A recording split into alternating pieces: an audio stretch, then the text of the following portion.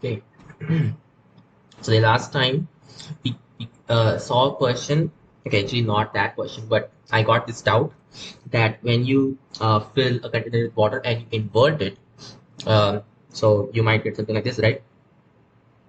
So here's a test tube and it's filled with water, and then you invert it, you will get something like this. So over here you have a meniscus because of surface tension, and over here as well you have a kind of a surface, but there's no phase over here, which means that it's actually completely filled with water vapor, and if it's not, then it's just vacuum, right? So over here the pressure would be zero, right? Yeah. um, right, so the pressure is zero over here, and then you go down like this, and then it cannot actually be in this tube, it cannot be 10 meters, right? It's a normal test tube. So that means the pressure over here would be actually less than the atmospheric pressure. So then why does this liquid fall down? Why does water fall down when you say you invert a bottle, right? It should not happen. But then why does that happen? The reason is that air seeps inside. So yeah, I mean, if it didn't seep inside, this would never happen. But air does seep inside, and actually over here there's some thermodynamic processes going on. So because like there's zero pressure, so then water will just become water vapor and something like that. So that will increase the pressure naturally, and also air will actually seep inside. So when air does that, it enters this region, and then there's atmospheric pressure over there. Yeah, and that's why when you invert a bottle, you will hear kind of like a sound where actually the air bubbles are going inside. I don't know if you ever see that directly or not, but yeah, I mean air bubbles will actually, I mean big air bubbles. So big air bubbles will like in fact be going inside. And this meniscus should be like this actually, not the other way around, because pressure is here. So pressure is higher over here than in here, right? And you can think of it like that happens, and then it bulges more inside, and then you just get this bubble, right? So the yeah, like it just forms this bubble, and then water comes over here, it does that again, it forms another meniscus and so on. So there's this bubble going up, and then it will reach here, and that will increase the pressure, and soon enough this pressure will just become equal to the atmospheric pressure, and then this liquid will just fall down, right?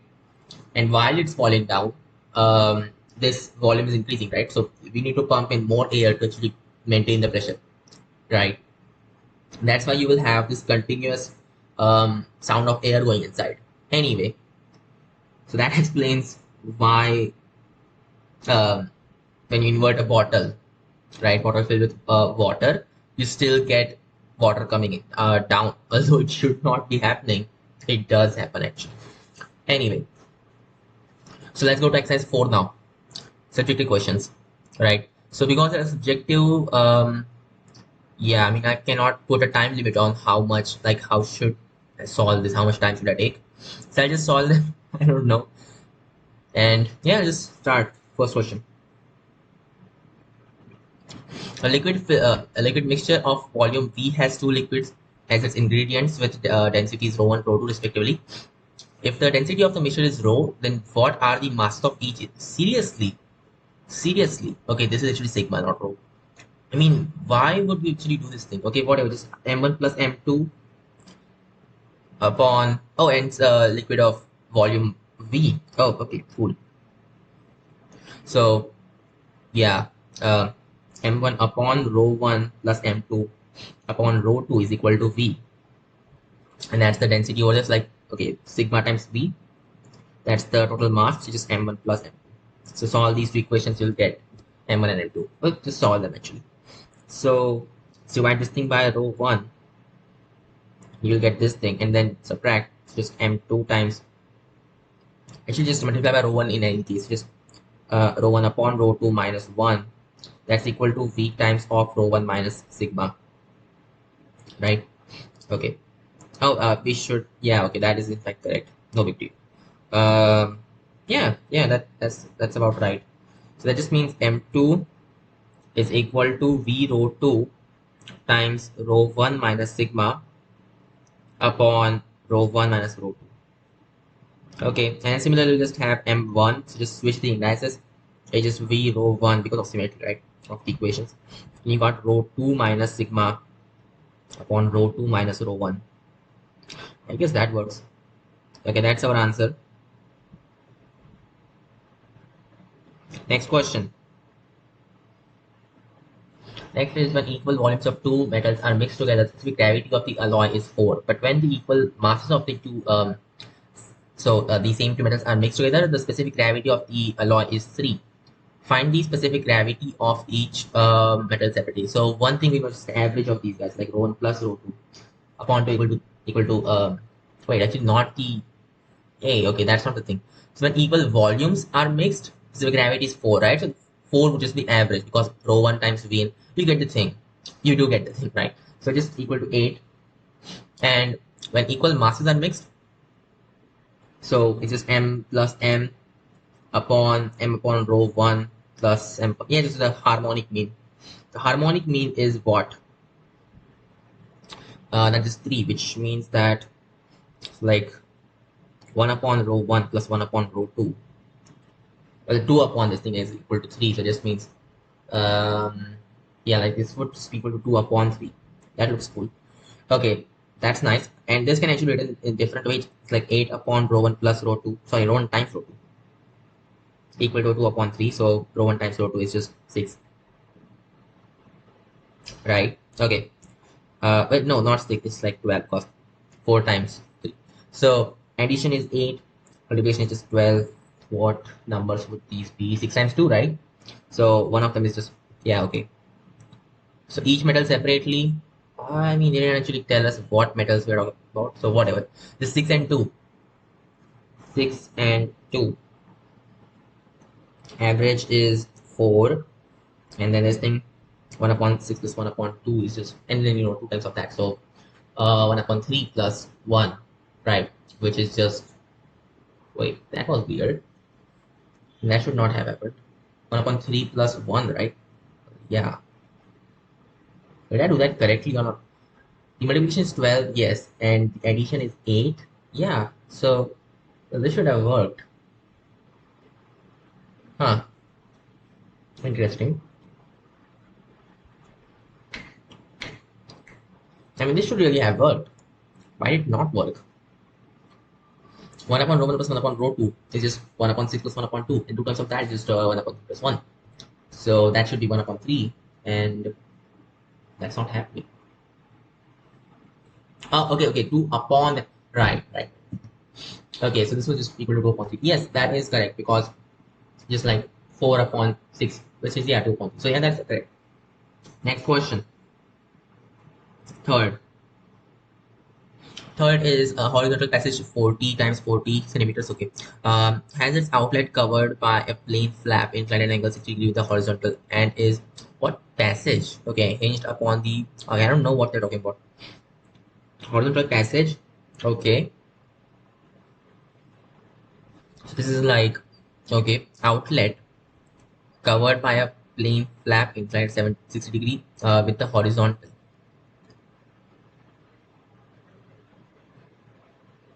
Okay. Upper horizontal edge of the passage. Like this. Wait, that doesn't look correct. What does passage actually mean? I don't know. Depth of the water. Thrust on the gate. What? What is this? How is supposed to solve this? What is being described over here?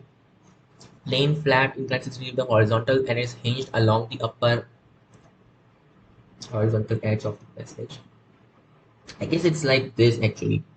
So it's not positive, so it's going negative 60 degrees. Fine. So this angle is 60 degrees. Okay. Then there's water or something. Okay, in the passage you have the depth being 20 centimeters. I have no idea what's going on. The thrust on the gate, and what's the velocity? Do we not have that? They gave us the dimensions, and this is probably about this cross section, right? So this cross section area is about that. Okay, it's a horizontal passage they are saying. Okay, it's outlet. So this is outlet, I suppose. Okay, covered by a plain flap. Just see the horizontal is hinged along the upper horizontal edge of the passage. Okay.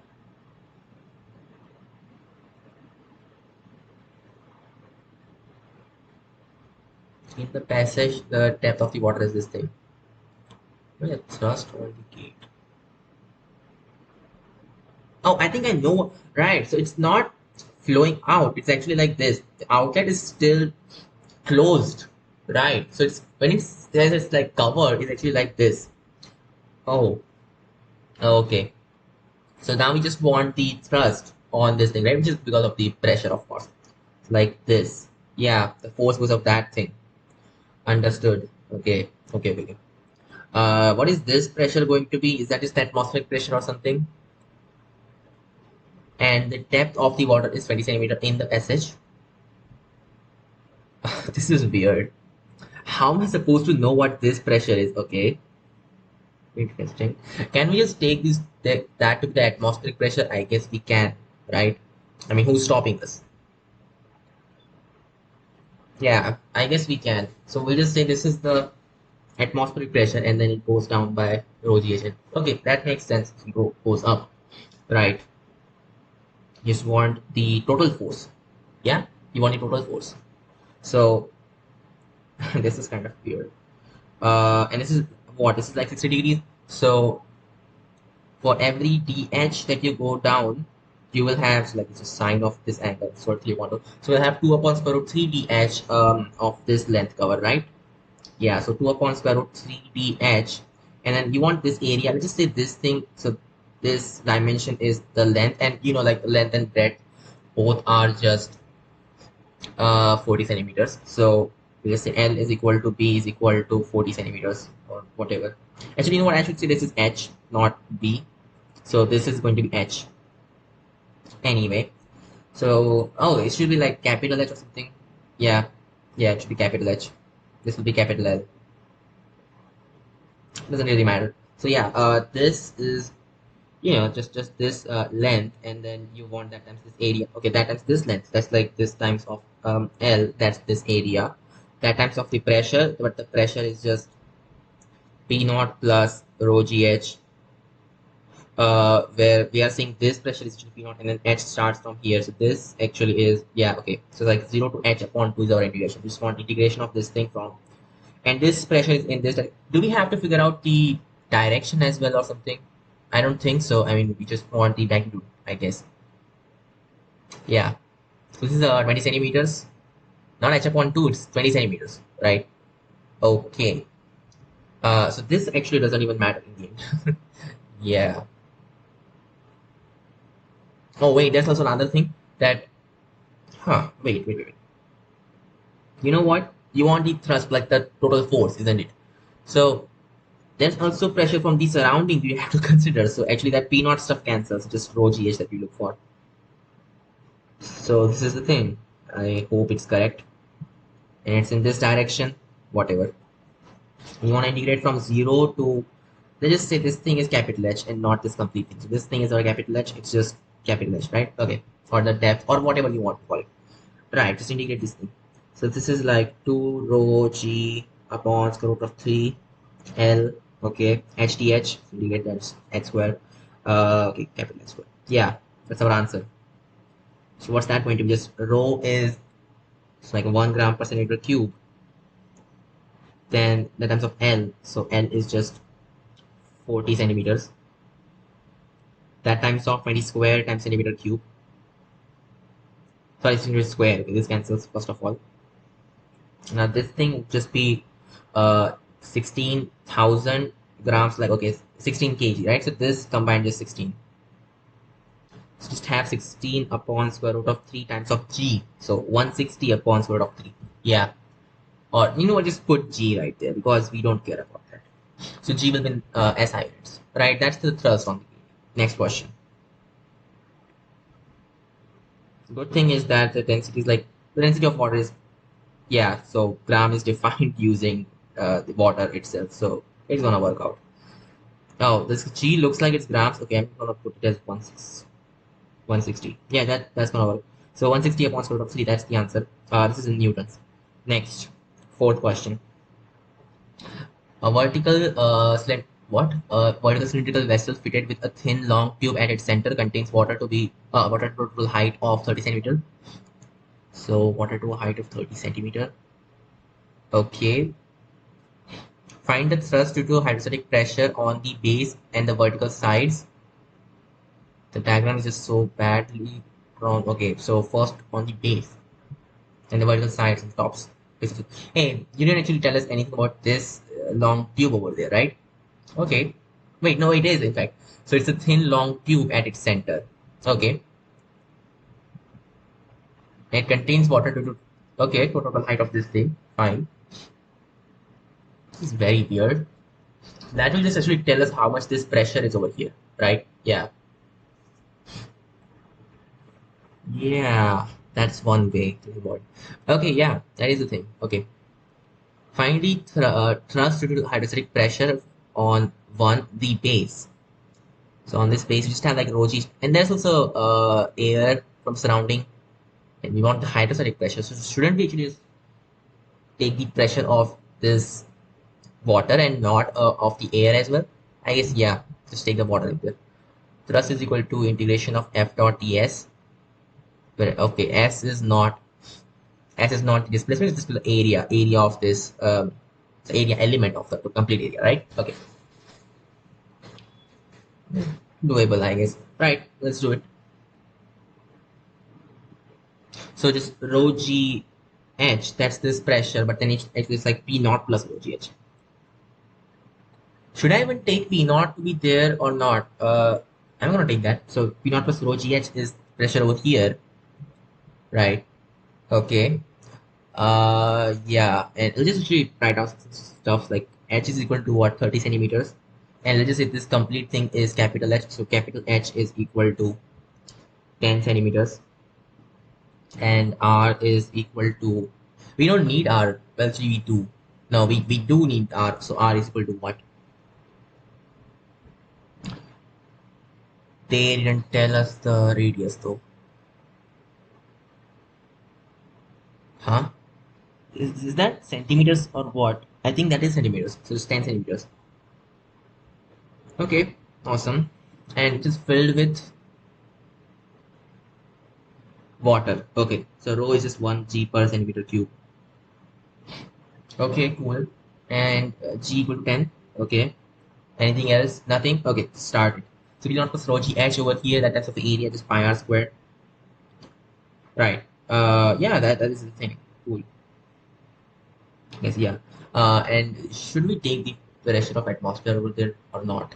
I'm gonna take that, you know. Yeah, I'm just gonna take that. So you have 10 power 5 plus, wait, okay, that would just overtake this completely. So that doesn't make any sense.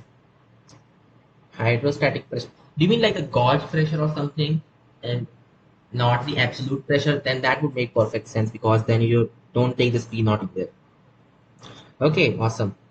Which means you don't need this. You don't need the P naught stuff. It's just going to be this thing. So alright, let's do this thing. Rho is just 1 g per cc. G will just put on the side, just 10 meter per second square, just 10 NASA units. Then you have h, which is 30 centimeters. Okay, then pi, we just take that out. So times pi, that times of r squared. So r is 10, okay, like 100 cc. Some stuff cancels. Oh, it's not centimeter square actually. Okay, so centimeter cube, and okay, this cancels. Perfect. 10 power 3 goes over this, 10 times of 1 kg now. Now just 3 over there, and then times of pi. So 30 pi newtons for the first one. Okay, for the second one, we just have like capital H plus one. It's a 4 more.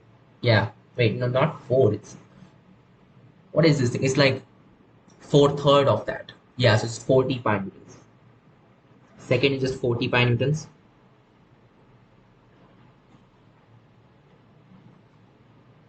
And third, what is third? Top face of the cylinder. Huh? Oh, okay, the base is that. So top face of cylinder is in fact what we did for one. And this is actually for the base. And then you want what? The vertical sides. I mean, the force is just zero. The net force is just zero. Uh, oh, okay. The thrust is a different thing. It's actually like defined by this thing, right? Oh yeah, it's different, very different in fact. So right, it's just the pressure over there. It's like, wait, that doesn't make any sense. F vector dot ds vector, and what is ds vector? It can't be the area element. That would make sense. And what is f vector? No, it should be like p vector dot d a vector or something like that. Yeah, this is not making any sense. I mean, usually the thrust is a force, isn't it? And they're using a different definition now. So I don't understand this. What is this? Integration of f vector dot ds f vector. Okay. But then isn't f proportional to the area itself? So how is this going to work? It's like two differentials at the same times, and then integration of that will just be another differential. So it doesn't make sense. How can you have this? Unless this was actually the pressure, then that would have made sense. Like pressure vector, that doesn't actually make sense really. But whatever. So pressure times area, right? That would be the thrust. Maybe that's one thing we can do, right? So what will that thing be, right? Yeah, the thrust or whatever they call it. If integration of rho g h and let's say rho g x actually, rho g x. This thing is just 2 pi r, and then you got dx, right? That's this area. Cool. This will be the force times area. Okay, pressure times area. Okay. Yeah, I just want multiplication of this. Yeah, okay. And integration from 0 to, no, not from 0. It's like from h. Yeah, from h to capital H. That looks awesome. Okay. Just integrate this thing and get the thing done. Oh, it's like not just capital, it's like h plus h. Better. Okay, let's do the thing. So what will you have? It's just rho g pi, and r is out as well, just 2x dx like x squared, so just h plus h squared minus that's h times of 2h plus h. Yeah, that looks correct. Okay, that will be our answer, right? So pi, then rho is just 1 gram per, okay, pi times of g is just 10 SI units. This is 1 gram per cc. The radius is 10 centimeters. Then this h thing is 10 centimeters. Then this thing is 40 plus and 50 centimeters. So combined, this will just be what? Pi times 10 times 5, right? Yeah, just 50 pi newtons. I still don't know whether or not this is actually correct, because f vector dot e s vector, I don't think that is in newtons. Maybe it's a new quantity. But usually the thrust is just the force, right? So this must also be the force. Maybe they just forgot to write pressure over here instead of, and instead they just wrote f vector, because this makes no sense. Why would you say that this is the thrust? How is this related to the thrust? Okay, whatever. Next question. Fifth. So figure shows a pot of base diameter 10 centimeter and filled with water up to a height of 50 centimeter.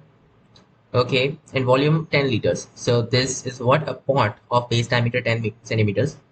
Base diameter. They have a base diameter as well. Okay, fine. Find the and it's filled with water up to a height. How is this the base? I have no idea. What's this thing? Oh, so okay, this has this. Okay, fine. Right, and volume 10 liters. This says volume 10 liters. They gave the volume. They also have height 50 centimeters for this thing. Find the resultant force exerted by the water on the sides of the pot. You mean the actual force, right? Not the thrust or whatever that is. Wait. Oh, by water on the sides of the pot. That's interesting. I mean, it's just radially symmetric. So, sorry. Yeah. Okay, it's symmetric on the axis, and okay. So it cannot have any XY component. It can, I guess, have a Z component. We'll have to see for that. Okay, cool. Maybe some other ways. We just want on the sides of the pot. Do we take these base areas into account or what? I guess we don't take those into account. So this thing, so this area is just the base area. It's not the side. And similarly, this is not the side. So over here you just have pressure P naught, and then this is like P naught plus rho GH. Yeah, and then you have this pressure and that pressure. So other than that, oh, okay. So if you actually add up that thing, the pressure would just be zero, right? No, no, no, no. That's just not right. That can't be the thing. Okay, there's some other stuff here. Oh, you can do it like this. So the force because of the walls plus the force because of the pressure difference over here and here, right? Just the base area. Call this thing capital B actually. So the base area times the pressure difference, which is like rho gh, the times of rho gh. Right, that's actually the upward force. So this plus that is the total force on the water, which is just equal to its weight. So that's just equal to volume times rho times g. Yeah, right. I guess this should work out. Let's just put in numbers and see what. Oh, then x is just equal to what? It's like rho g, and then you just have the base area times the height minus. Oh no, actually the volume minus base area times height. Okay, awesome. Let's figure out what that should be. So what's the rho? They didn't actually tell us anything. They did give us the volume, but then what is this? Centimeters? Oh god. Let me write down some stuff. So V is what? 10 liters, which is 10 times of 10 pound 83 because yeah, 10 pound 83. It's 10 pound 82. Okay. What is B? The base area is so it's diameter. Oh, okay. So radius is like 5 centimeters and then just 1 pi r square. Ah, 25 pi times. Oh, this is bad. This is really bad. And then you want centimeter square, just 10 power negative 2. Oh, okay, 2 squared. Okay, fine. Yeah, just this thing. 10 power negative 2, that's in squared. Centimeter square, right? Yeah, what could go wrong? So that's the base area, and then you also want the height of this thing, which is 3 centimeters, which is like 0.5. Yeah, okay. Our rho is just 10 power 3 as always, and g is 10. Just put that in this thing. So we just have 10 power 4 times, you just have 10 power negative 2 minus p times of h. So this times that. Yeah, which is, so 25 pi upon 2 times 10 power negative 4. What is this? Seriously. Uh, I think this is like actually really small in comparison with this number, right? We'll see. So first of all, just bring that up and down for inside. So just 10 power 2 minus 25 pi upon 2, right? So just 100 minus, what's this going to be? 25 times. You know what? Okay, it's not that small really. It's doable. Fine. It's just 25 times. Let's just say 3.14 because, yeah. So 1 upon 2 of that is just 1.57, right? Yeah. So just 1.57. Okay. 25 times of 1.57, I think. Yeah, that should work. So just do the thing. I don't want to.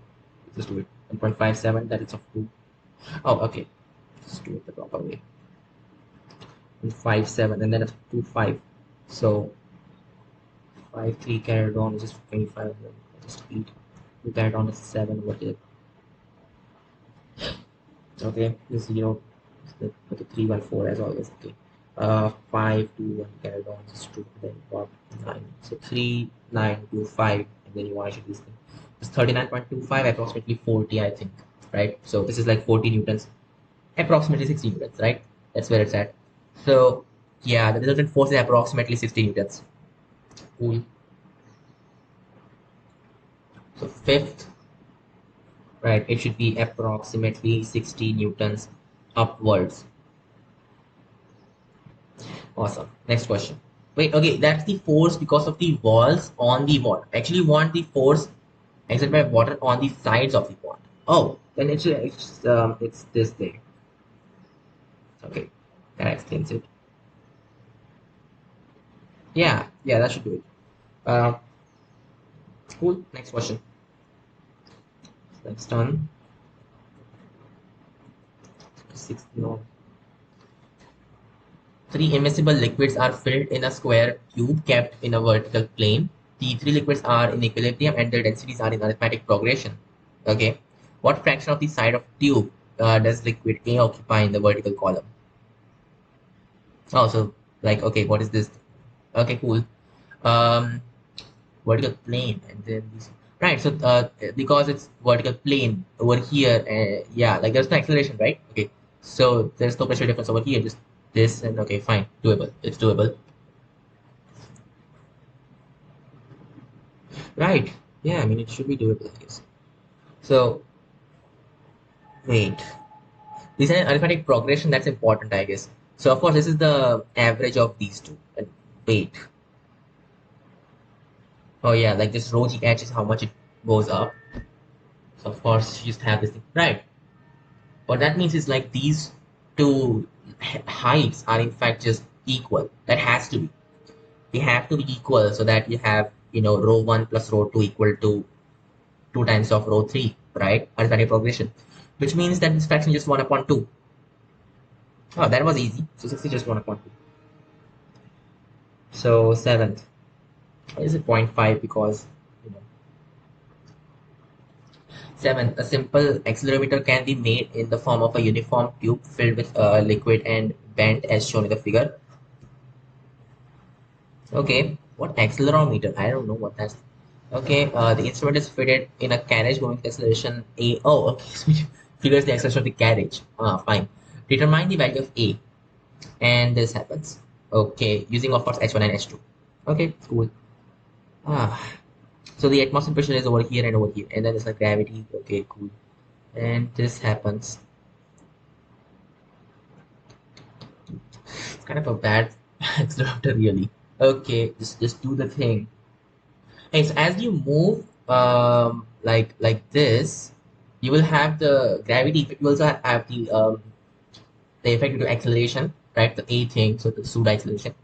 So why don't we just move from here to here? Hey, oh yeah, that could be a really nice thing. So let's try to think about it. It's this thing, right? So our dp is just equal to integration of, just have our ds vector and then you dot that with, so it's g vector, which is like downward, and then you have a vector, the pseudo a vector actually, right? That's what it's supposed to be anyway. So because dp is just that, we can just say, okay, integrate that. Oh, it should be pressure, just delta p, right? Because it's integration already. So just delta p is what it is, which is just equal to integration of ds vector, because summation and then dot product. You get the thing, right? Distributivity. So you can just write it like this thing, which means, yeah, just actually figure out the, actually, you know what, just the displacement itself, the displacement times our g vector plus a vector. So since we are going from there to there, just figure out the displacement. Oh, that's awesome. We will just have to figure out this x coordinate and this y coordinate, and then you are done. Oh yeah, isn't that awesome? So h2 upon, okay, h2 times cot pi upon 3, which is h2 upon square root of 3, plus h1 cot pi upon 6. So h1 square root of 3, that's the x thing, right? It's, and yeah, it's like a long a vector. Okay, and then there's something about y as well. So this s vector is like this, and this is just h2 minus h1. And our yeah, so this is the positive x-axis, and this is the positive. I know it's unconventional, but whatever. And this times this thing. So this vector will just be what? It will be a in the positive x-axis and then j over here. Right. That will give us the change in pressure, and this should be equal to 0. This is equal to 0. That's the important part, right? Yeah. And I mean, it's the dot product of this thing actually. So that's going to give us what A is, because if we know what H2 and H1 are, you are basically done. Awesome. Just do it. So what do you have? Just have A times of that as well. Right. So like A is just equal to H1 minus H2, which is not a good idea. Oh, it should be negative G. Okay, that's why this is happening. Fine. So it will just be this thing, H2 minus H1 times G. I mean, yeah, like along the positive axis, just negative G, right? Yeah. Okay. And upon all of this, H1 square root of 3 plus H2 upon square root of 3, which can be written differently. It can be written like H2 minus H1 upon H2 plus 3H1, that times of G square root of 3, right? That's our acceleration, A. Of course, this is like assuming A is actually in this direction, right? Because then you will have the sort of acceleration in that direction, whatever. I mean, that's actually very obvious from the figure because this is actually bigger, right? Yeah. Okay, next question. 8. Why even write all of this? Just write the value itself. 8 is a vertical YouTube of uniform cross-section contains mercury in both arms. A glycerin column of something introduced in one of the arms and oil is poured into the other arm until the upper surface of the oil and glycerin are at the same level. Oh, wait, what? Upper surfaces. Oh, okay. Determine the height of the oil column. So it contains contains mercury in both arms. Then, okay, fine, understood. Specific gravity of mercury is 13.6. Okay, then it's the same thing. And then glycerin are, oh, okay, these are also given. I don't like this particularly. These are the same height you are saying. Interesting. But let's just push down then. Uh, One thing about it. How would you do this? So suppose you have this thing happening. So here's our YouTube. It's gonna draw these two arms. There's mercury over here, and we're gonna draw that. These two are the same heights. You have some liquid over here, some liquid over there. So let's just say it's H1. This thing is H2. This thing is rho 1, which is actually, I don't know if it's bigger or smaller. Right? We will figure out. Rho 2. Yeah. Okay. And then sorry, this is H2, right? Okay, this little thing will just be H2 minus H1, and then that's filled with our mercury. So I will just say it's rho naught, which means that. And what do you actually want to figure out though?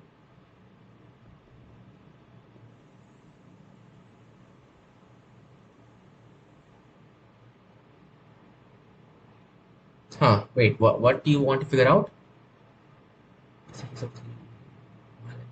Same level.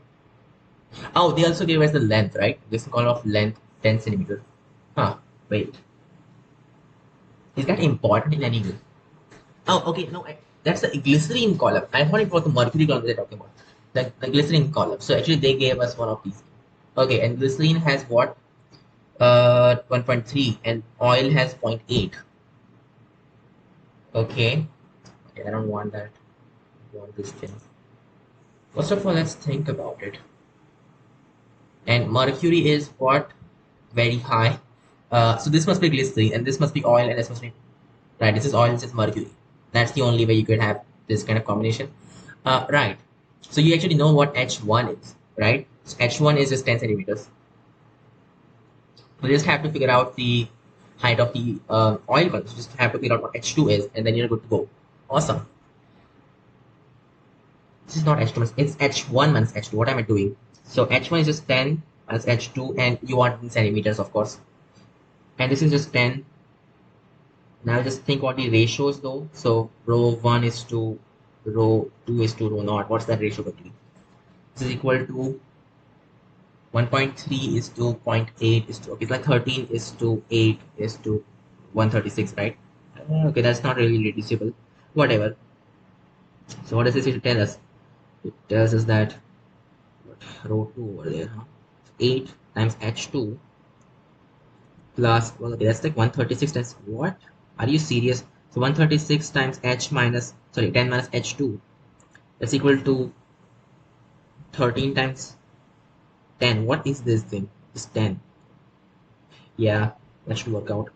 So 8H2, and then you want this stuff. So negative 128H2 plus 136.0. Okay, that's just equal to 130, which means that 128H2 is equal to 1230, right? So H2, you got the thing.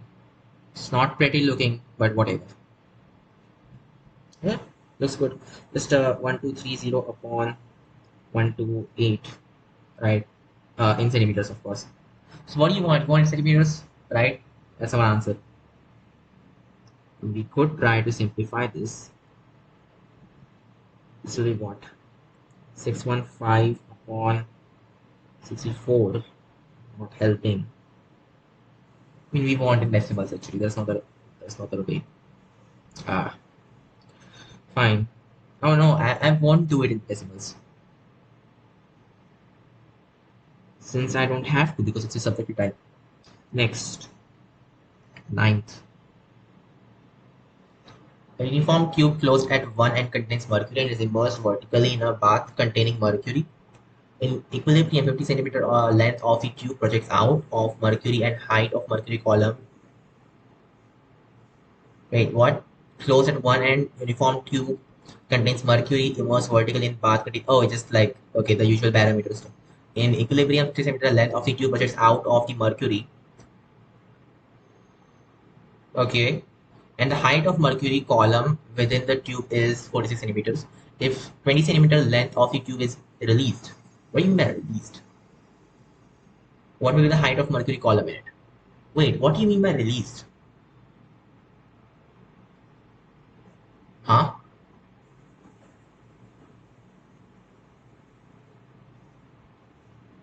Wait, I don't get it. What do you mean by released?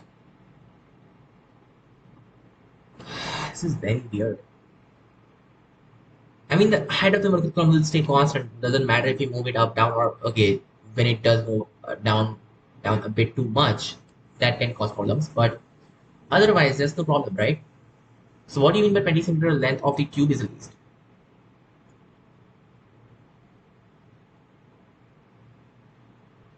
I have no idea what's going on. I mean, I think it's still going to be the same thing because that's the way parameters work, right? Yeah, it's gonna say, yeah, same stuff. 46. Wait. This is 46 centimeters, but it should be 76 centimeters, right? So then why is this 46 centimeters?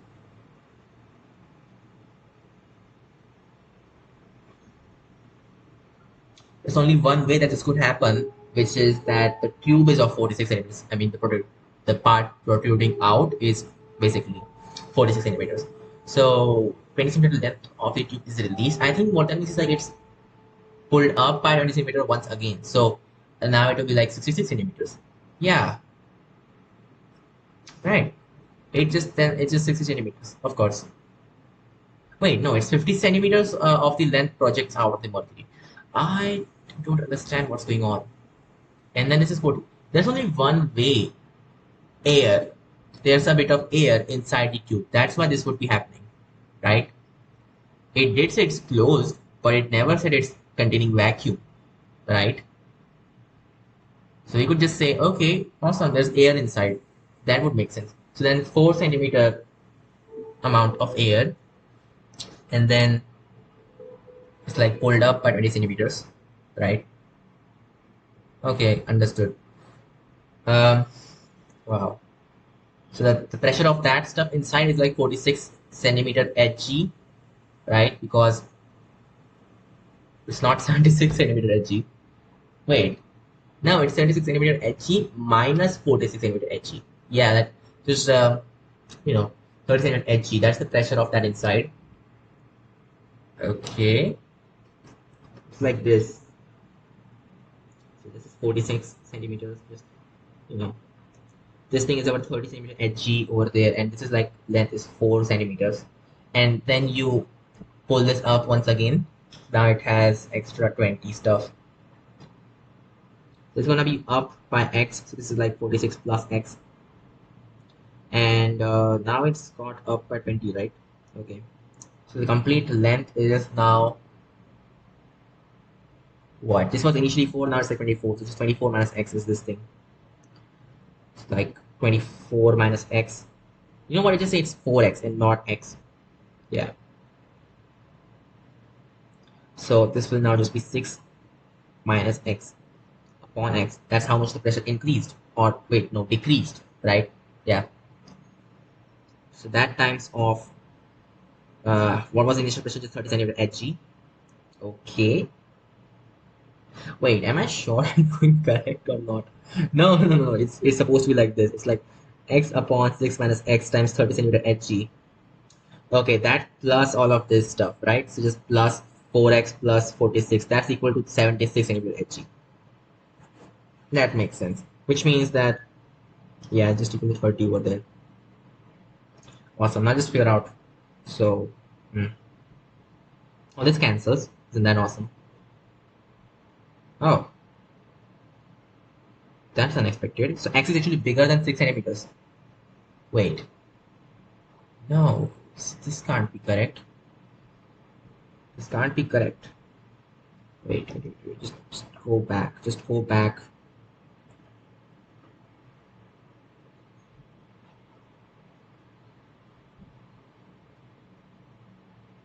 The pressure is lower over here, which means that you just need more of this guy, right? Yeah, 76. Initially it was 30, and then this is happening. Oh, it was multiplication. Sorry. Yeah, okay, it's okay. Just do this thing, and then it's multiplication, and yeah. Just reduce some stuff. So first of all, you can take out at x. Okay, no, you can't. Not yet. What do I do now? This is like this thing: 30 centimeter times 1 minus x upon 6 minus x. That's equal to 4x. So 15 times 6 minus 2x, I guess, because okay, upon 6 minus x is just equal to 2x. This cancels with that. Just 15 times of 3 minus x upon 6 minus x is equal to x, right? So just have 45 minus 15x is equal to 6x minus x square. I don't like this thing. I don't like this. Why is it going like this? Oh god. It's not linear anymore. Do I really have to solve this? Just x square minus 21x plus 45 is equal to 0. Now think about it. 9 times 5, no. 3 times 15, no. Uh, Something else, I have no idea. This won't work, this won't work. That was not good. 21 over there, right? No, I can't think now. What would happen if I just, okay, use the formula. It's just 21 plus 1 squared of b squared. 21 squared is 441. That's 4ac, so just 4 times this guy is like 16, and then you got 20. So, 180 upon 2. So, 21 plus or minus square root of, or like 1, and then 14 is 6, and then that's like 361. What's 361 square of something? I don't think 361 is square of something. Is it? What's 19 squared? It's like 400 minus 40 plus. Oh, that's 19 squared. Okay, awesome.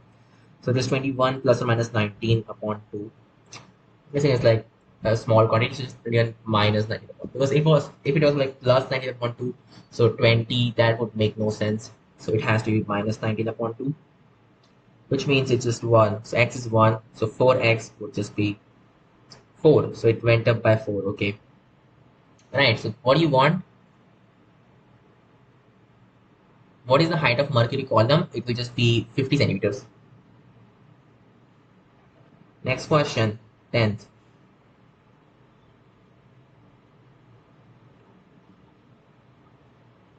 10th is a vertical cylindrical vessel contains water which is rotated about its axis with the speed of something.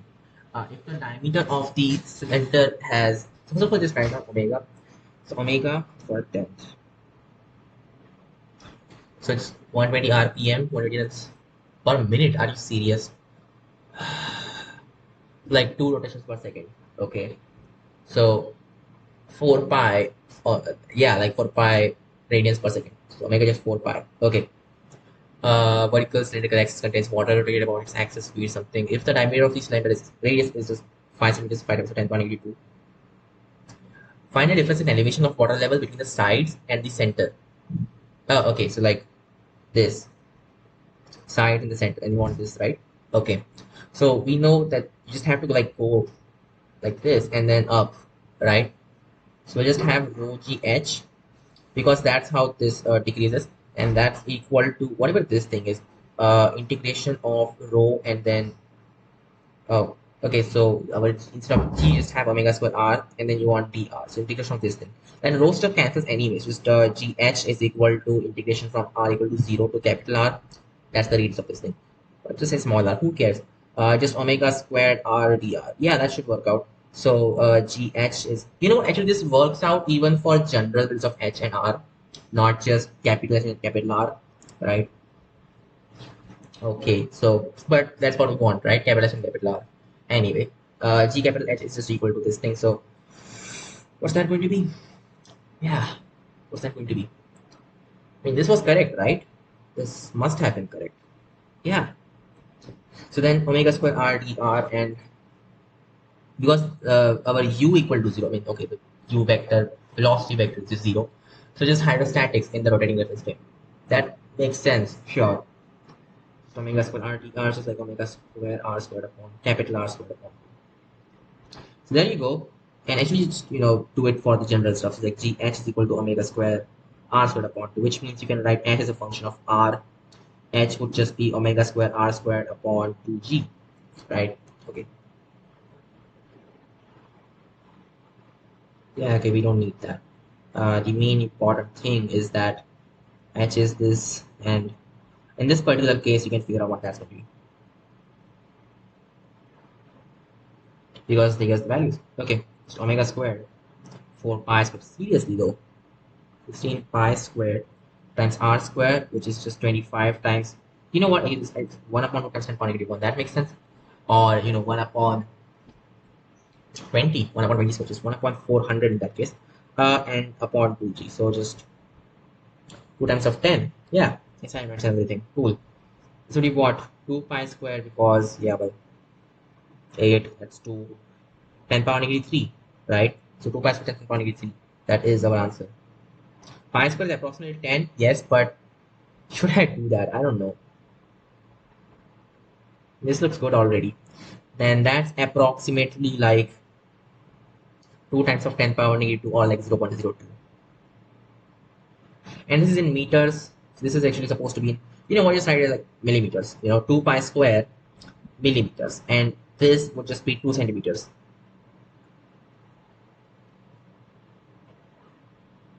Okay, next question. 11th.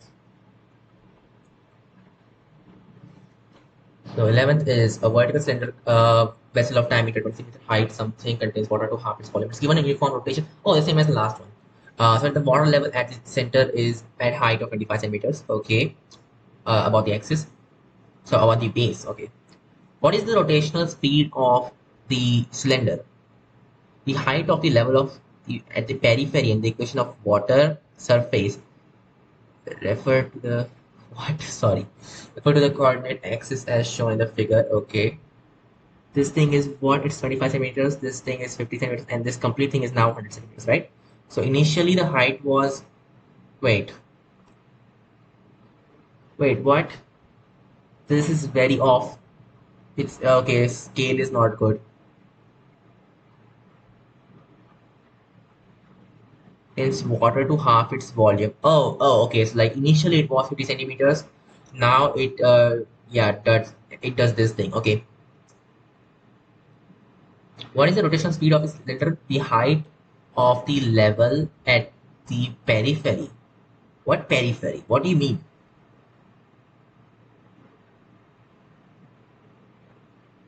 Huh? Wait, what do you mean by the, so it gives a uniform rotation on its axis? Periphery. Refer to the coordinate axis shown in the figure. Okay. It's getting complicated.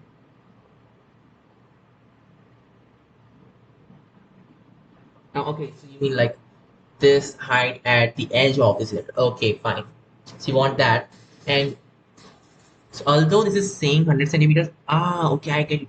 So it was filled like this, and then it might just happen that this is actually, so this is our cylinder. This is the bottommost point, 25 centimeters, whatever. And this is how it should be looking, I guess. Yeah, that might happen. Might just happen. Who knows? Okay. I mean, we are of course assuming that this is like zero because there's no pressure over here. Yeah, does it even matter? I don't think so. Okay, that's awesome. Now what? So we just have to figure out when this becomes 100 centimeters, and then after that, right, it would go up if it was given the chance. It doesn't go up actually because the pressure over there. Yeah, yeah, that happens. Okay, understood. I really just, yeah, understood.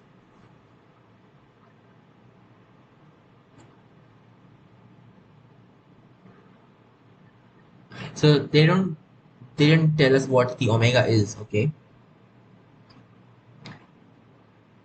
water level at the center is 25 centimeters. Okay, so it went down by that much. It's kind of weird actually.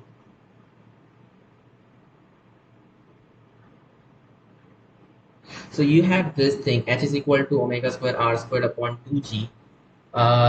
Okay, this is the height from that, isn't it? But then for that you need omega. Yeah, you need omega to get anything, right? It just won't work like that. You will need something else. What else can we use? Sure, it's like a parabolide, something, but I need something better than that. This is not going good.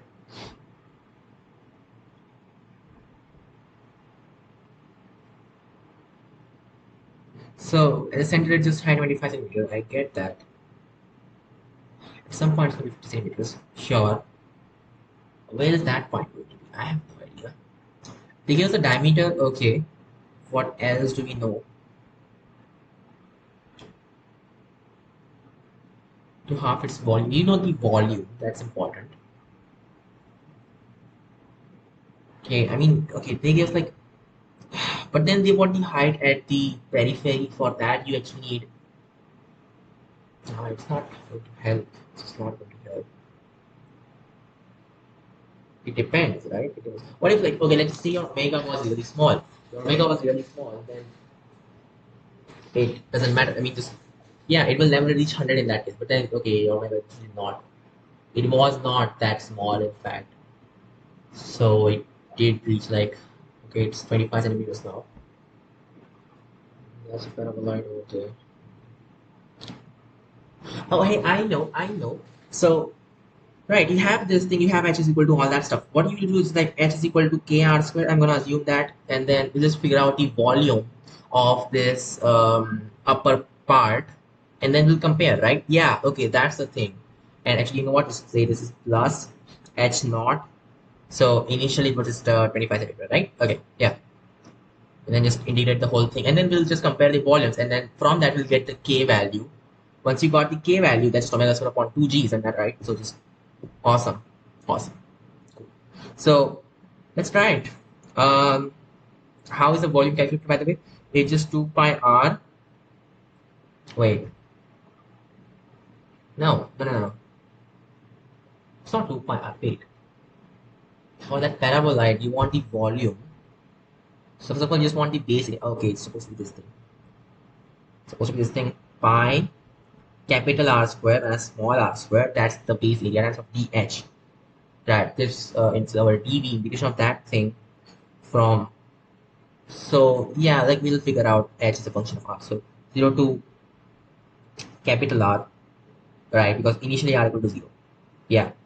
Um, yeah, this is going to be just the volume, I guess. Oh, that's like the volume of our parabolite, not exactly. Oh, yeah. So H is a function of R. Ah, am I going correct over there or not? No, I'm not going correct. Some other thing, some other way to do this. Yeah, that's going up along H. I don't want that. I want to go along R, in fact. So you are more slender, just 2 pi r d r. That is the volume, I guess. Because no, that's like a, it's not 2 pi r, it's like 2 pi r, and then you want h, right? 2 pi h, that's the surface area of dr. That's the volume. So this right, integration of this thing is our volumes, like from 0 to r, of course. And now you know h is a function of r, so it will be a piece of cake. Just integration of, just put out some constants like 2 pi, and then you want kr cube plus h naught r dr from r is equal to 0 to capital R. So what, 2 pi kr power 4, capital R power 4 upon 4 plus h naught capital R squared upon 2, which will be like pi k upon 2 r power 2 plus, sorry, upon 4, I should write like this thing, pi r squared times k r squared upon 2 plus, that cancels, it's just plus h. And this will be equal to, so equal to initial volume, which is just pi r squared times, it says like capital H. Initial is 50 centimeters, right? Anyway, that's the thing. Oh, it should be H naught over there, right?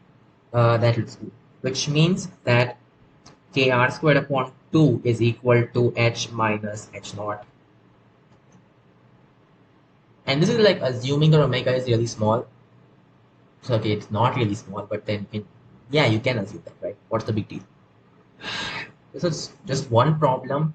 What if this actually doesn't work in the end? Yeah, it's a problematic thing.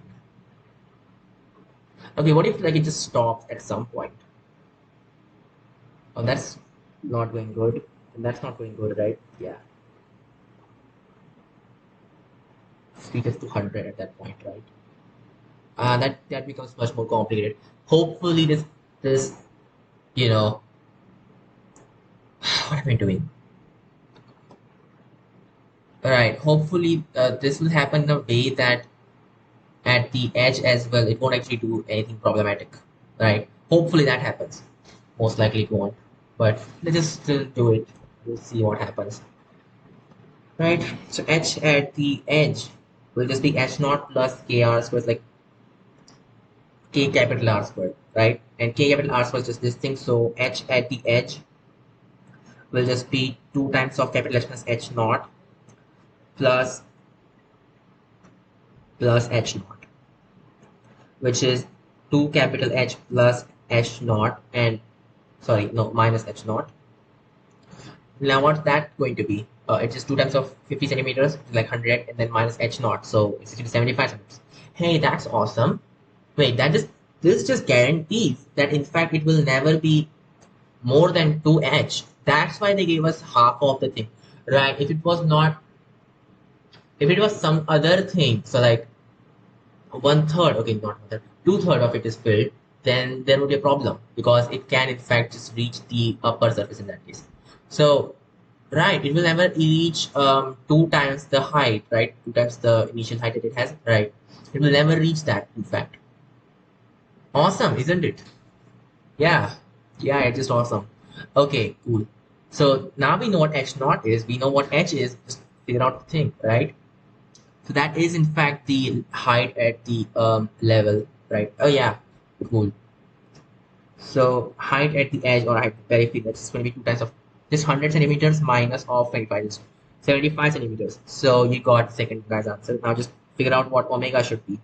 So we'll do it from this thing. Just what was k, by the way? K is just, where'd k go? K is just omega squared upon 2g. Put that in there. Just omega squared upon 4g is equal to h minus h upon h naught upon r squared, which means that omega is equal to 2 upon capital R square root of h minus h naught upon g. And right, and h, this is always less than or equal to capital H. Right. It's the h initial, you know. So h initial.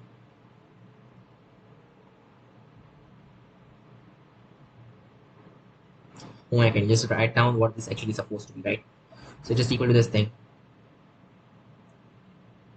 And then instead of capital, shall just say like h initial everywhere. So it's h initial. This is h center. This is also stuff over there. It's h initial minus h center, right? Yeah. Awesome. These are our equations. We don't need all of this.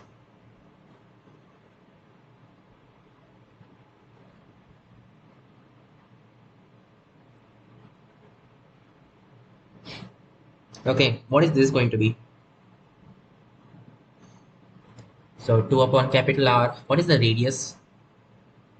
We really have to do all that. So just the radius is 10 centimeters, just 0.1. Okay, fine. 181. Then yeah, I mean it should have worked. Hi is equal to it. This will work, right? There's no row involved, or is there? No, no, there's not. There's no row involved. So that cancels, right? Okay. Hi, initially the height was 3 centimeters, so 0.5, right? Okay. HC is a 0.25, 0.1, whatever. And G is 10. That's what we are going to assume. If we want, we can also put it like 9.8. Maybe 9.8 is better too than just putting this 10. Then this will be what? It's like square root of what? 0.25 upon 10, isn't it? This didn't go so well. Oh yeah, it's like 0.5 upon square root of 10. Ah, not good. 2 upon what is R? R is just 0.1. That times of 0.5 upon square root of 10. So just 10 upon square root of 10, which is square root of 10 itself. So square root of 10 meters.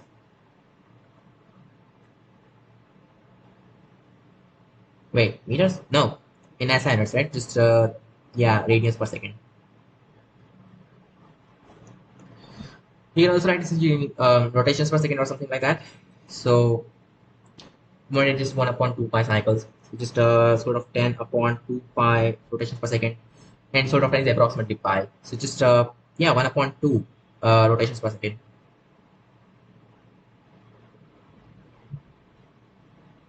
Okay, next. 12th. An iron cube of edge 10 centimeter is placed gently in mercury. Find the volume of mercury displaced by the cube. Specific gravity of iron is equal to 7.8 and that of mercury equal to 13.6.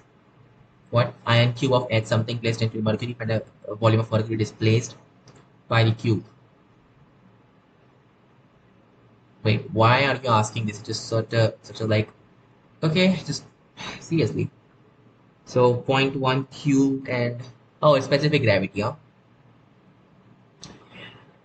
So like, okay, volume times the density of mercury. So the volume dispersed, of course. Wait, volume displaced, whatever. Volume times the density of mercury. That's equal to, just say like volume displaced is equal to the volume of the thing. So just A cubed density of steel, right? Because GG stuff, well, that will be there. Okay. Yeah, this is the thing. So just density of steel upon density of mercury is equal to times of A cube is equal to volume displaced. Just A cube times density of steel upon density of mercury. Yeah. So this times of that upon that, which is 7.8 upon 30.6. Wait. Very weird. And if it was like 15.6, that would have been so much better. But whatever. This is the thing. So this is the, yeah, the volume. Not good. And you want in what? Maybe you just want in CC, who knows? Okay. Or you could add like in decimeters. Oh yeah. So this is 78.136 liters. Yeah, that's the thing. Actually, you can simplify this. 35 and 4 is 39 upon 4 is 6 again. This thing. Just 8. This is so weird. Okay.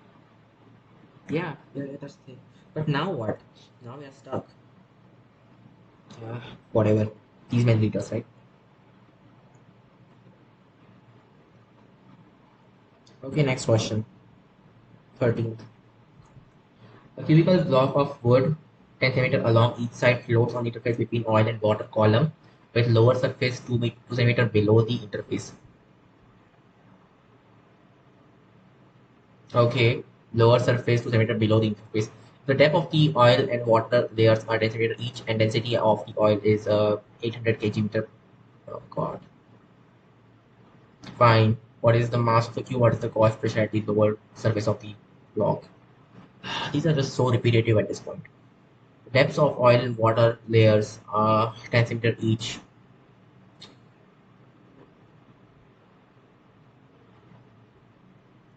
Okay.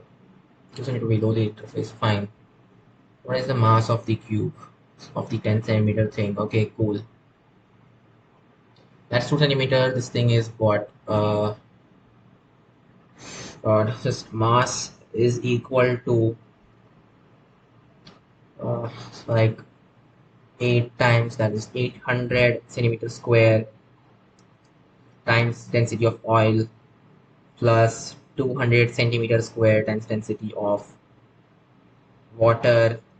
Wait, no centimeter cube, sorry, not square. Okay, yeah, which would be what? So density of oil is this thing in SI units, which is like what, zero point 0.8 in like 1 gram per centimeter cube, right? Okay, 0.8 times all of this. So just 800 times 0 0.8 grams plus 200 times 1 grams. So how many grams? It's like 80 times 8 is 640 plus this thing, which is 640. What am I doing? Okay, 840 grams. Right, that's the mass. So first is done. What else do you want? The gauge pressure at the lower surface of the block. Seriously, why are you torturing us like this? So 10 centimeter of oil, right? So 10 centimeter times density of oil times G, of course, and then you want this plus, yeah, just do the proper thing. So just 0 0.1 times 10 power, okay, like 0 0.1 times 800 times G is just 10 plus, what's this height? 2 centimeters, okay, so 2 times of 10 power negative 2 times 1000 is 10 power 3 and that's of 10, okay. This is in pascals, right? It's all of it's just pascals. Okay, cancels. 800 pascals plus 200 pascals, which is like 1000 pascals, so 1 kilopascals, right? So that's the gauge pressure, 1 kilopascals. Next question.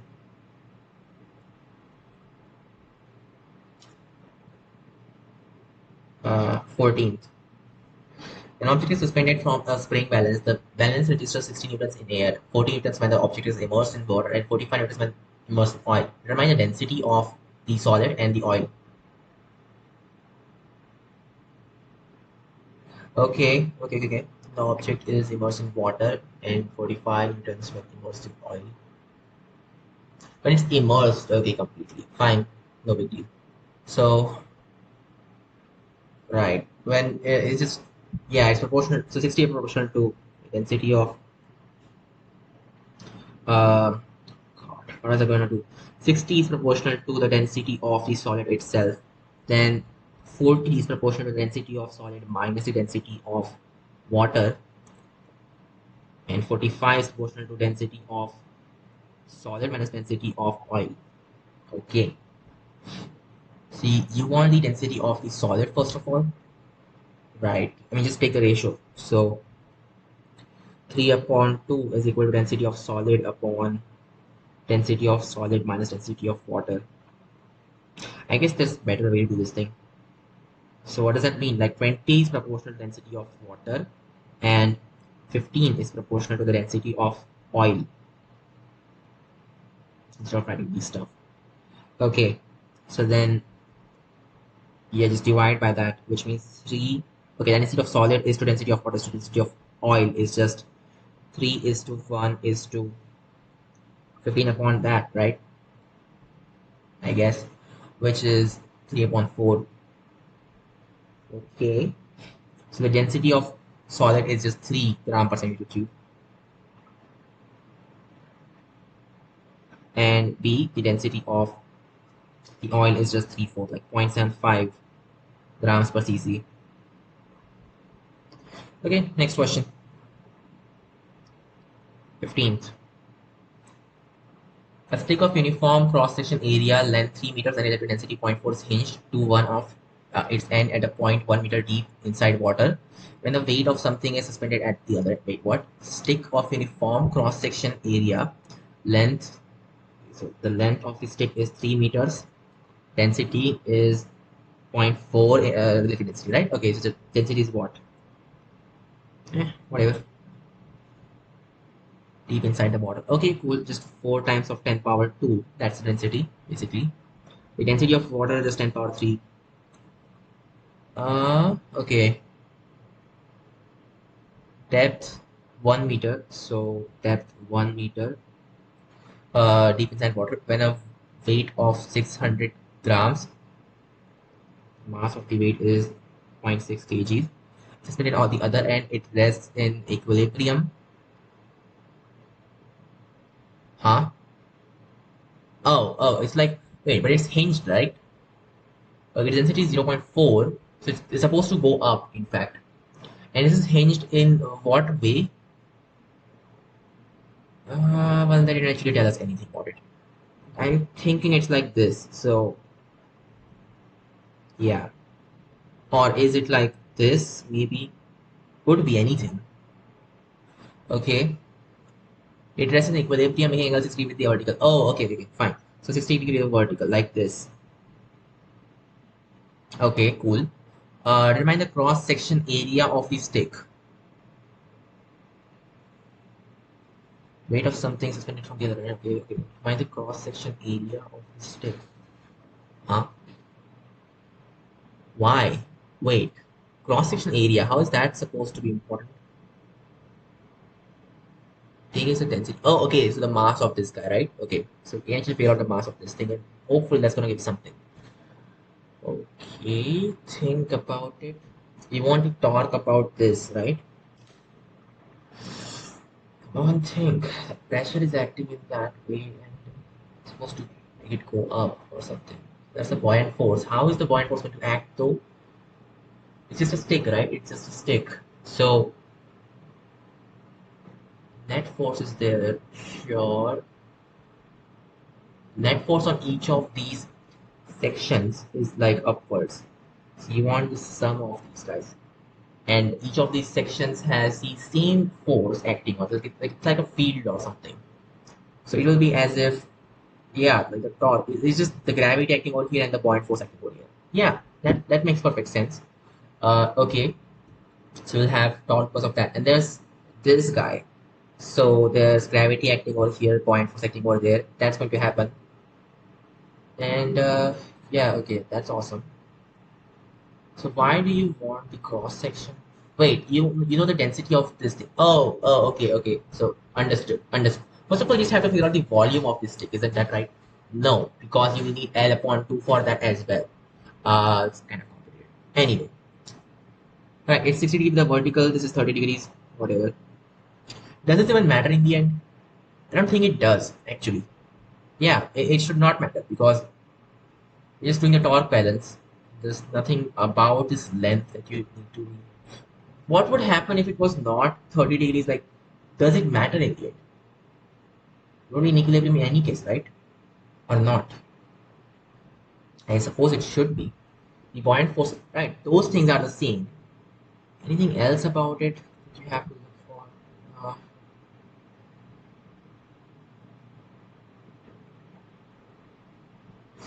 One thing.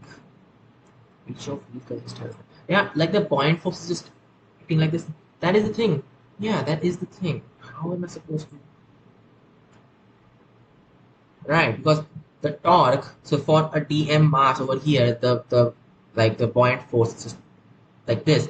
The torque because of that, just r vector cross that vector, and then you want to sum that up. It's basically like taking the sum of the average of the r vector stuff because buoyant force is the same. Yes. So yeah, I think that should work out.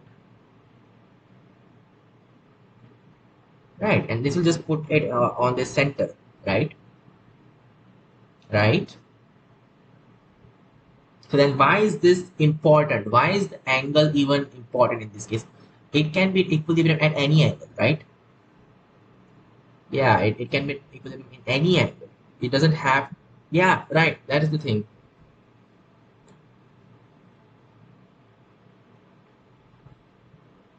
Unless there's something else that I'm not looking at. Vertical, okay.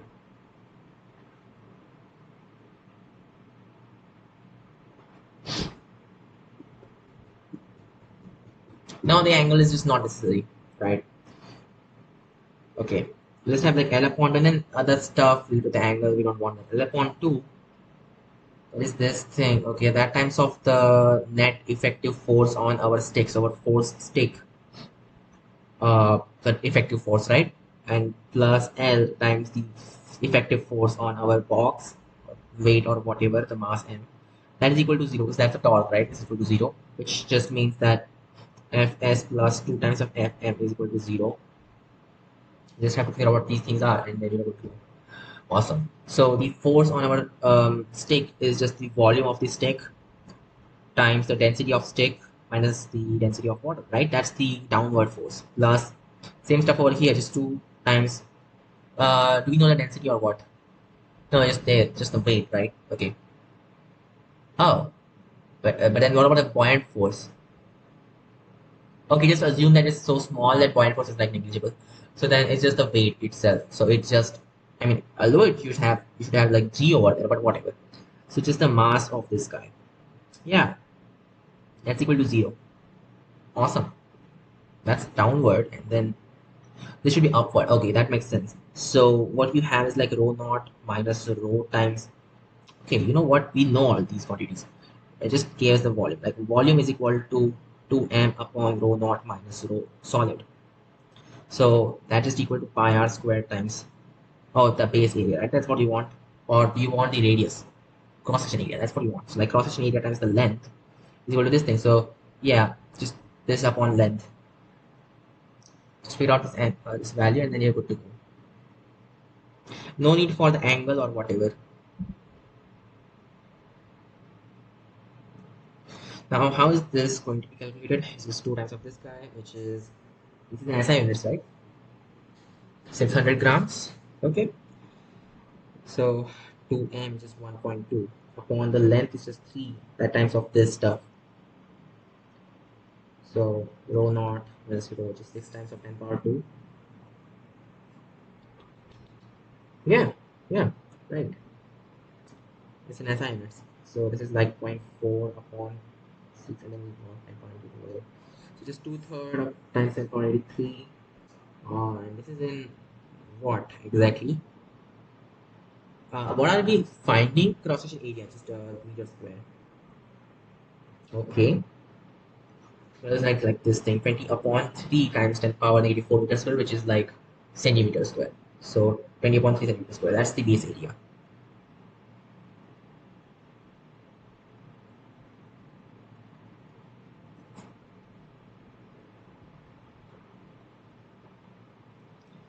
Sixteenth. In the above problem, determine the upthrust acting on the stick and also the direction, right? Are you serious? I just deleted everything. You just bring everything back now.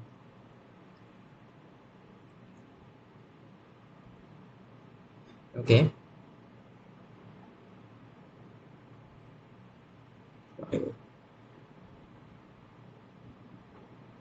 Okay, what's the other question?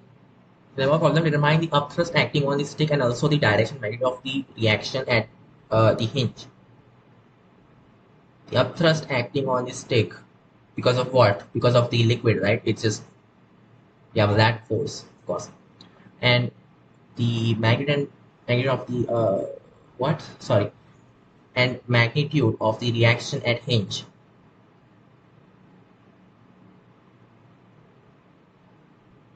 Okay. I get it. I mean, okay, that's actually very doable, isn't it? Yeah, it's doable. It's not a big deal, really. Wait, okay, the magnitude of right. Those things once again.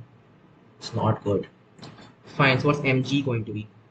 Mg is just 6, and you also want this thing v times of rho naught minus rho times g. What's that going to be? Just, well, we know what V is now, which is 20 upon 3 centimeter square, centimeter upon 84, something like that. And in terms of the length itself, so 2/3 times 10 power negative 3 times, what's the length once again? Just 3 meters. Seriously, a 3 meter long stick? It's weird. Okay, there's a rho naught minus rho, which is, so 10 power 2 out, and then, oh, that's like 10 power, another 10 out, right? Okay, and then you just want this, which is 6. Yeah, this will be what? That cancels. It's just 12 times nothing, just 12, right? This is just 12.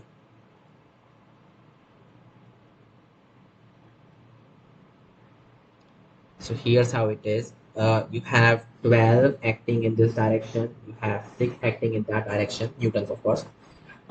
So yeah, just want 6 newtons of hinge force. And what else you want? The torque should be 0, right? Okay. Or what did we want to find?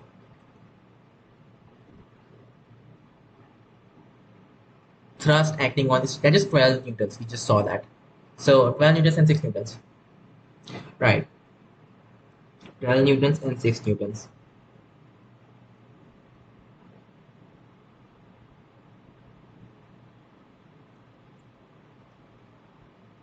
right? I mean, okay, thrust, I know they have a different definition for this thing, but like, whatever, does it even matter in the end? Next question. I mean, that definition probably doesn't actually matter because that's not the usual thrust we deal with. Next. Figure shown, okay, figure given shows a uniform rod OA of length L hinged at O within a liquid at point H, distance from the free surface. The density of a liquid and liquid, what? Of the density of liquid of the, okay, the density of the liquid changes with height H above the point O. The point O. Okay, okay, this is O, right? As this thing, okay, fine. If the rod rests in equilibrium, making an angle alpha with the vertical, okay, determine the density of the material of the rod. Seriously, what is this thing? So density of the material of the rod, right? What is happening? Point H distance below the free surface. Okay, it's hinged, right? Is that equilibrium? Fine, it's making alpha vertical. Okay, whatever. Yeah, I want to find the density of the material of the rod. This is water, I suppose. Within a liquid. Oh, okay, it's not water. The liquid density changes. Fine. Density changes, okay. With the vertical determine the density. Find the density of the material of the rod. What about this part coming out? Is this having anything? Uh, this is H. Okay, this is H, and so please just assume that there is no pressure over here. So there's no point force on this guy. Okay, this is getting really bad actually. Once again, the alpha thing, does that even matter actually? It does because you have this. Okay, okay. So we need the fraction of that is doing this, right? So L sine of alpha, sorry, cosine of alpha is this complete H upon L cosine of alpha is this mass, right? And you have this thing going on, rho equal to rho naught times K minus H. So what's this going to be like? Integration of, so the point force on this thing is just integration of dV times rho naught times K minus H, and then you just want this times of what? Well, nothing. Okay, that's also G, of course. So that's the point force, right? Going upward. Cool. Now, dV. Yeah, it's kind of complicated, isn't it? So for that, you would just need this, okay, this cross section. I don't like this.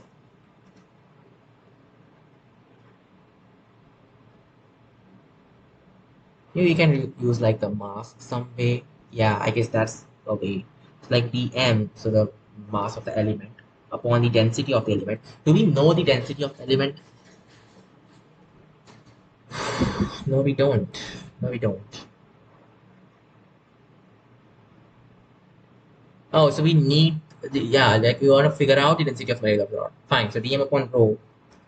Then you want this all stuff. Okay. And now you want to write dm as a function of h, of course. I just hate all of this. So at some certain h, how much of the mass is in, below that h, right? So you want d of that. Seriously, it's gonna be like h upon l. You know what it's called? L. Okay. What about this? We'll just say this is okay. It's capital H over there. They already used capital H. I want to say this is capital H, but then, huh? Okay. We'll just use L cosine alpha everywhere. So upon L cosine alpha, right? That times of yeah. This is the height upon height thing, and that times of the mass itself. That's the okay. You want d of that. So d of h is just m upon. I hate all of this. L cosine alpha times dh, and then you want all that stuff like upon the rho naught k minus h times g. That's the buoyant force on this thing, right? Oh, we don't want the buoyant force. We want the torque, of course. Oh, come on, seriously. That torque will be equal to what? Starting to hate this. So the torque will have to be equal to the torque of gravity on this guy, right? Okay, just gonna be over there. Okay, so for the torque stuff, you want to multiply this thing. So this is h, and then you want what? H cot alpha. No, no. H tan alpha, right? That's our R value. Okay, this times of h tan alpha. This is going to give us the torque, right? Reacting somewhere over there, and it's like gonna act over there, right? Okay. Okay, so integration of this thing from h is equal to 0 to capital H.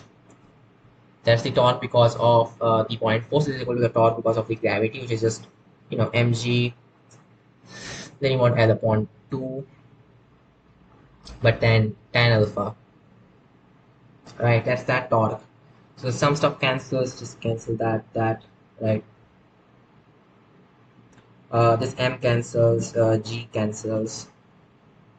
Okay, awesome. So like L upon 2 is equal to integration of 0 to capital H of, let's see what you have. Just have rho naught upon rho, where rho is the density of the material, of course.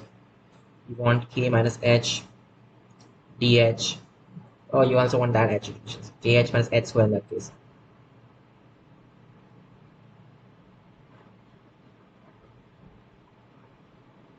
Okay, anything else? Oh, you also want L cosine alpha. Anything else? Will this cancel. Okay, that's there. Cool. Right, this is our equation. Let's see what we get. Rho L squared cosine alpha upon 2 rho naught. That's equal to this integration. I hate this. Put that 2 over there.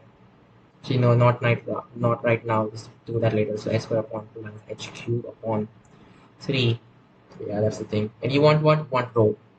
So rho will just be equal to rho naught upon L square cosine alpha times all of this. So k h, you know what? Take the h square out because it's h square, and then you just have k minus 2 upon 3h. That's the answer. Next question.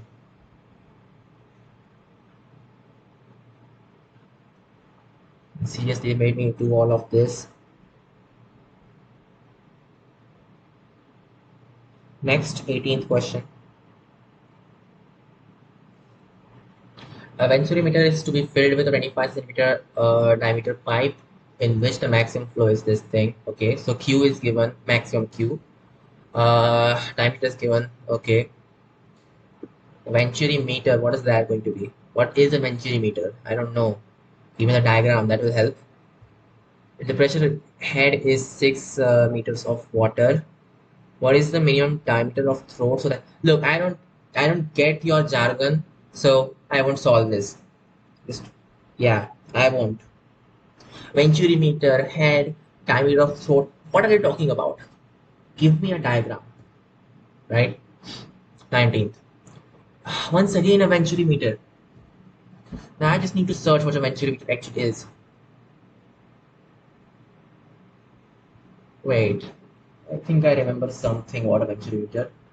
Is it like it is this structure? So you have this changing cross section, you have this usual YouTube stuff, right? I think that is the venturi meter, isn't it? And then you have like air flowing inside. So yeah, and then you have mercury columns. Yeah, okay, that's the thing. And then the height difference basically is like the change in the static pressure. Okay, cool. Okay, maximum. So they gave us the Q value. They also gave us the diameter pipe because Q value. Okay, and the pressure head is 6. What is the maximum flow? That's going to be, I mean, the flow is the same everywhere. So what are they talking about? Okay, the pressure head is 6 meters of water. Water, okay. So this is probably 6 meters of water, I think. Oh, pressure is supposed to be higher over here actually. So okay, something like this, right? Okay. So this is our 6 meters of water. What is the minimum diameter of the throat? What? Look, what throat? I don't understand what's going on. No negative head in it. Head of what? What are they talking about? I don't understand the jargon at all. What about the 19th one? Diameter at entrance and throat. I think this is the entrance, this is the throat. I have no idea what's going on. Okay, there was a diameter. Yeah, okay, this is a higher diameter, this is a lower diameter, right? Probably, yeah. The mercury manometer shows a difference in the level of 20. Right, right. Flow of oil. Oil, okay. What do you mean by flow of oil? In liters per second. Okay, so the volume flow rate, fine. Now that's something I can solve. I cannot solve this thing because there's just too much of terminology there. I hate all of this. Just, this is our capital R. This thing is a small r. Okay. What is, yeah, they give us the delta H thing, right? So like rho naught, this is a mercury is rho naught. Rho naught GH,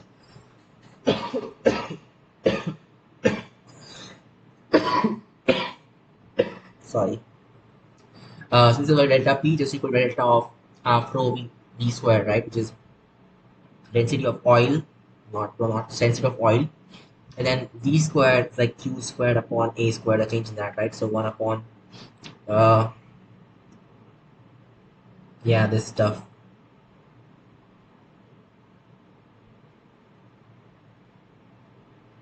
That's like pi squared, isn't it? And then you want this. So 1 upon R squared minus 1 upon capital R squared. Cool.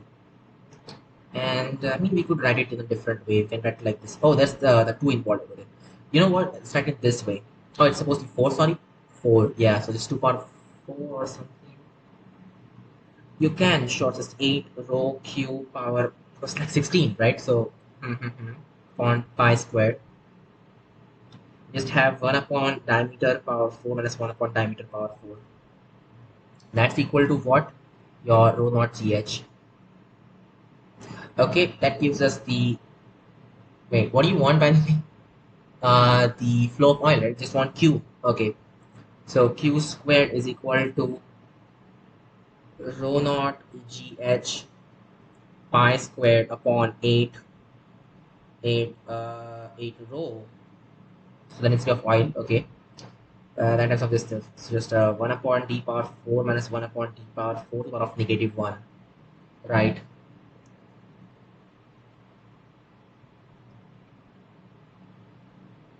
So Q is just pi upon 2